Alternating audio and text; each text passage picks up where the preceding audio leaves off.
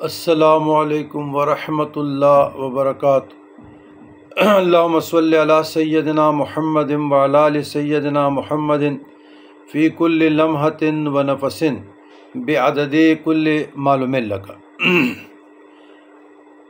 عزیزان گرامی، الحمدللہ الذی بعزتہ وجلالہ تتم الصالحات، الحمدللہ الذی بنعمتہ وتتم الصالحات۔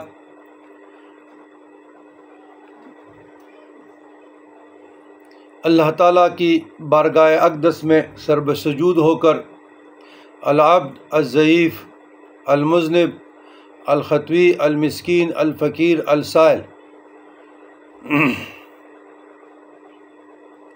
اللہ کا شکر ادا کرتا ہوں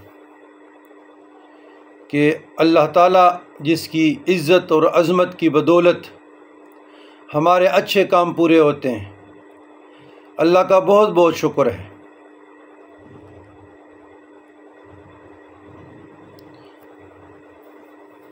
تو سب تعریف میرے اللہ کے لیے ہے جو تمام مخلوقات الہیہ کا خالق ہے، الحمدللہ رب العالمین، اور مالک یوم الدین، روز جزا کا مالک ہے۔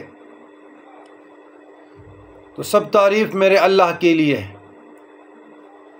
وہی عظمت کا اور وہی جلال کا مالک ہے،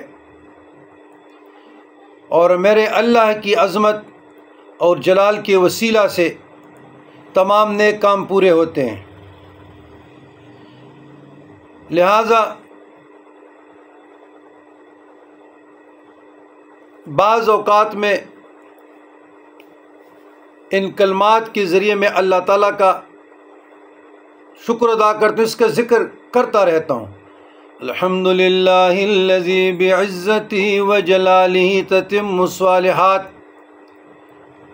تو ضرور یہ کلمات پڑھنی چاہیے، کیونکہ جو آپ کو نعمتیں مل رہی ہے اس کی شکر گزاری، اور آئندہ آپ نعمتوں کے لیے جو دروازہ ہے وہ کھلا رکھنے کے لیے بھی یہ کلمات ضروری ہے کہ بندہ پڑھے۔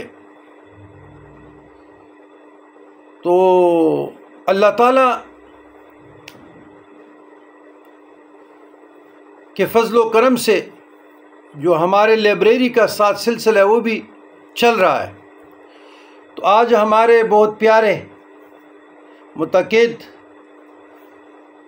یاور صاحب، تو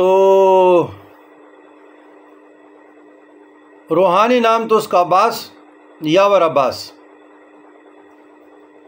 لیکن اس کے علم میں ابھی ویڈیو کے ذریعے شاید آ جائے یاور عباس۔ تو یہ کچھ کتابیں الحمدللہ مطالعہ کے لیے، تحقیق کے لیے لائبریری کا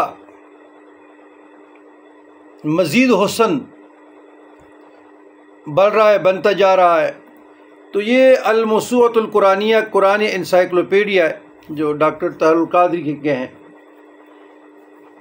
اور اس میں کچھ میلاد پر کتابیں ہیں، میلاد النبی پر، فرحت القلوب پر، میلاد النبی، مولد النبی، تو اور کتابیں اوپر چلے گی، کیا نام ہے، لائبریری میں، کیونکہ یہاں بھی میرے ٹیبل پہ جگہ نہیں رہا۔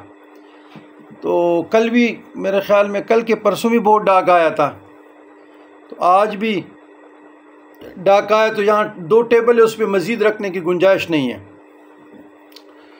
تو یہ شوق و ذوق کے لیے، اور یاور عباس صاحب کو اللہ تعالیٰ جزائے خیر دے، اس کے مشکلات میں آسانی لائے اور آسانیاں تقسیم کرنے کا شرف عطا فرمائے۔